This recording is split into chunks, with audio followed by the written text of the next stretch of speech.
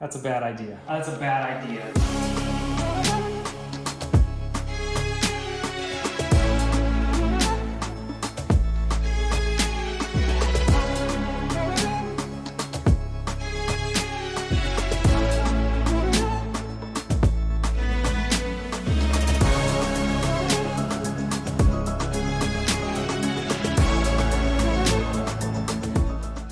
Hi guys, and welcome to today's task. For today's task, we are on the interior of the house. You saw the sheetrock being installed last week, and that means we are ready to start setting doors. Now, we can't set any trim just yet because we want to be mudded and set our trim on top of all the finished mud, but it is a great time to start getting doors set. I'm going to show you just a few tips and tricks that I have learned along the way, and I can honestly say, if you've never set a door, get ready to have some ugly looking doors set. It takes some time and practice to get them really, really well.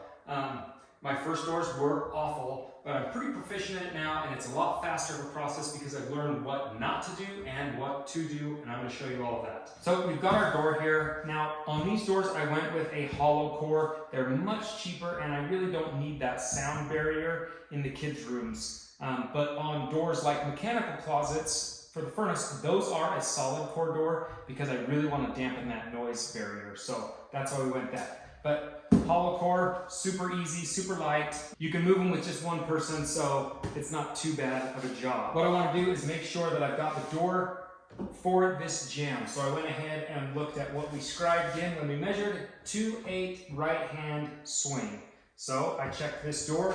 It is a 2/8 door, and it is a right-hand swing. So this is our door, and we know it. So that's first step, is making sure you've got the right door and the right measurements, because there's nothing worse than trying to fit your door in when you've already unjammed it and it just being off. It happens, but I recommend checking those measurements first. Secondly, check your hinge side. Since this is going to be a right-hand swing, we wrote it on the right-hand side of the door. I know this is going to be my hinge side. I need to check this post to make sure it's straight. As you can tell, we are touching everywhere along my level, and I do recommend finding a decent 6-foot level. I will put this one in the description, but we are pretty darn level. If you are not level, see, there actually is a slight gap up at the top there, and we will have to account for that. When you nail it tight to this door frame, it'll follow the bends, so you definitely have to shim that, and I'll show you what we do for that. You will need a finished trim nailer for this job. You can use screws, but screws are a lot harder to cover up and putty, and they're really vulnerable with the putty. These nails, they go in so small that they kind of hide really well with just a teeny bit of putty. We're gonna set our level up, and I can see it's touching really well until we get to about here.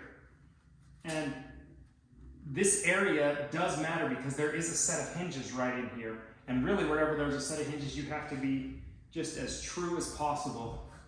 I don't need a lot of height, but just a little bit. Just a titch. I'm making sure that my level is touching flush to this at least, and I'm just gonna tack that guy there.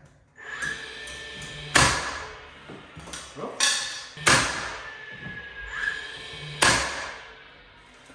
The next key to setting a door is a little bit tough because you need to be able to be on both sides of the door almost at one time, and that's impossible. So 2 people makes it easier, but 1 person can do it. So we're just gonna undo that jamb. They just put those in there for transporting purposes.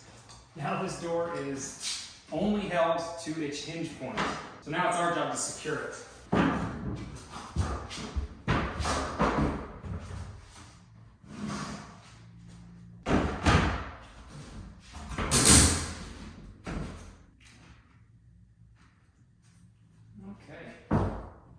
Side.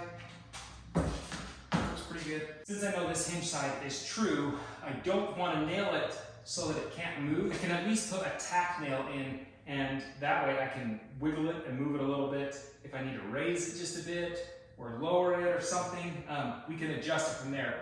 One little tack holds the door in place and it allows me to bend and flex it. So with it being true, I line it up with the sheetrock on the outside, and I only want to be nailing where I have touching. if I nail here, it can pull that. So I want to nail right where I know I've got good backing all the way behind. But one is good for right now. So there's our tack nail. There is our shim, and you can see we are flush with our sheetrock. And sometimes you don't get just perfectly flush. It's just not an option always, but you try to do the best you can. Now this side, don't worry about this side for right now. It's loosey-goosey doing its own thing. We don't care, we'll set that later. We just have to make sure we're good here. Here's what we want to check next. If the door is technically in its closed position right here, how do we look? If I'm tight right there and loose right here, that means this casement right here is taller than this one. That's not a problem. A lot of the doors I've set so far today, this side has been taller than this side. So you have to lift one up. So since this one's taller, we just need to raise this one just a little bit. So grab a shim, start throwing it in, and you can just lift that one up, which is nice. It doesn't take a lot typically. And then you just check. How's my sight lines look? Again, am I raised?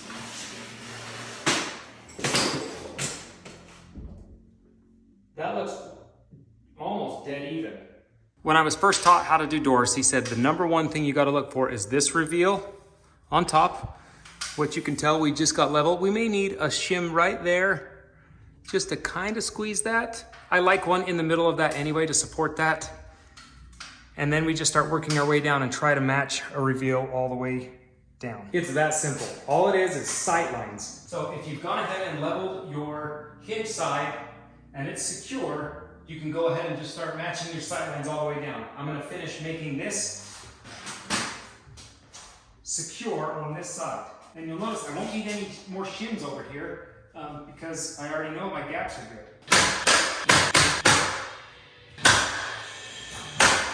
So before I start working down this one, I'm just gonna take care of this top. There's not a big arch to it in any way, but I like having a secure nail in. And here's one of my favorite tricks, is sometimes you can't shove them together with your hands anymore. So I grab the longest one and hit the other one. And you'll watch it just slowly compress. And that's where we want to leave that one. Every time you nail, especially as you work your way down, this will become more and more rigid and impossible to move. With this sight line good, we just work our way down this one. And I definitely think it makes sense to start at the top and work your way down. Sometimes if you start at the bottom, you can buckle the board because you're taking up some slack and it's got to go somewhere. So I like to start at the top and work my way down. And here's another tip. I always stick a fat end through first, as fat a piece as I can get in there. And then I shove this one in. Right here is the gap we need to change. So I've stuck the fat end of the shim in, and now I send my other shim with the skinny end in, and I start compressing it. And as you watch, as I push it in, it'll compress that jam. We're gonna adjust that sight line a little bit. I think I'll back it off just a bit. And that looks pretty true from up here to down there. Now with that shim set, we can nail it. The next spot I want to bring this in, because we need to bring it in more, or keep working our way down, is right by the lock, because that's a vulnerable spot. So I always do shims here for two reasons. One, I want this one to be perfectly aligned for the door lock, and two, I want to make sure I'm nailing next to the door lock, because that's the spot that's going to get tugged on the most. So, same process. Something to note is you always do want to go opposites on your shims, because that creates a flat surface. If you shove two of them in, yes, it eventually will wedge, but that means your door casing is only touching one side of it, and this side is vulnerable. So you really do want to try and match them square so that you have a flat surface and not a wedge surface. It makes a big difference in your door jams longevity.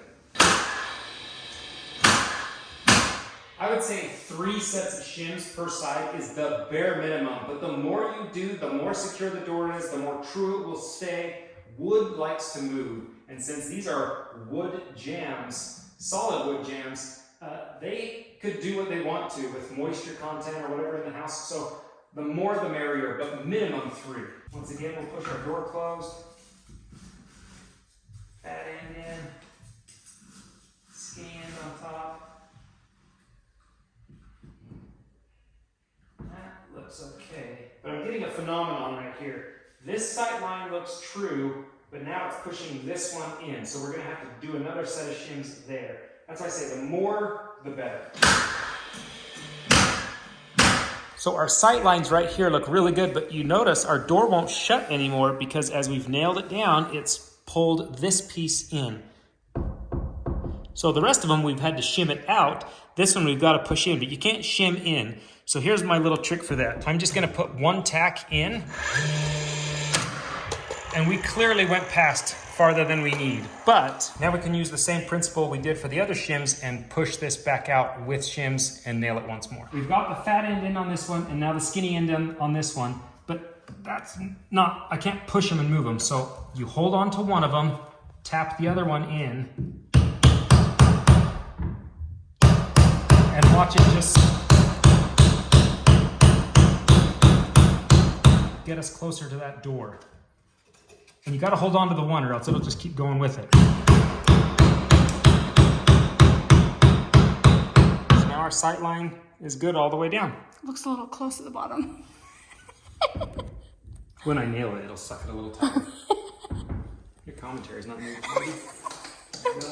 That's the one. Is it bring your wife to work day? I thought it was bring your boss to work day. I brought both.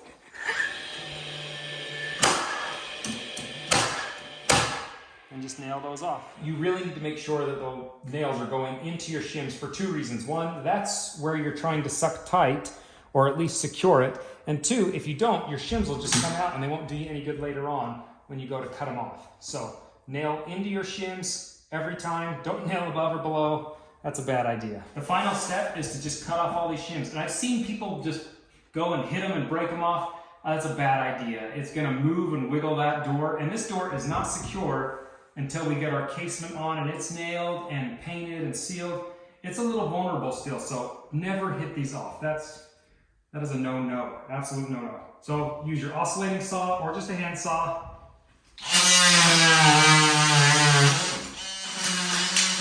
And cut them back flush.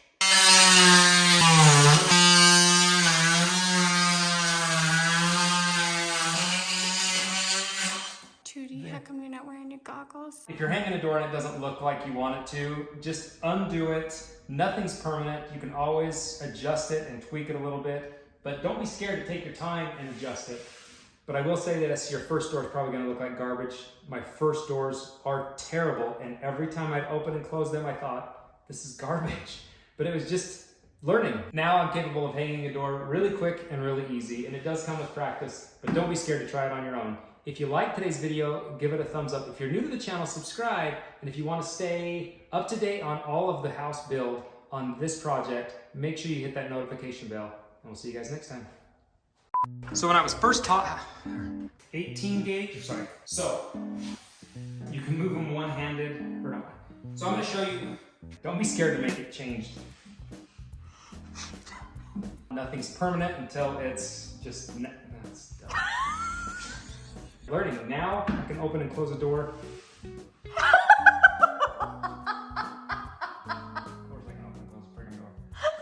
Julie, your eyes are so blue. They look so beautiful. Do they? Yeah, you look so pretty in this light. I grew them myself. No, your mama grew them in her tummy.